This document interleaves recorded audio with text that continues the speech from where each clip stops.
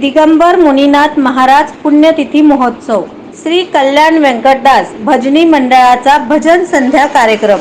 श्री दिगंबर मुनीनाथ भजनी मंडळाच्या वतीने सुरू असलेल्या श्री दिगंबर मुनीनाथ महाराज पुण्यतिथी महोत्सवाच्या पहिल्या दिवशी हरी जागर भावगीतांचा कार्यक्रम रात्री 9 ते 11 पर्यंत साजरा करण्यात आला।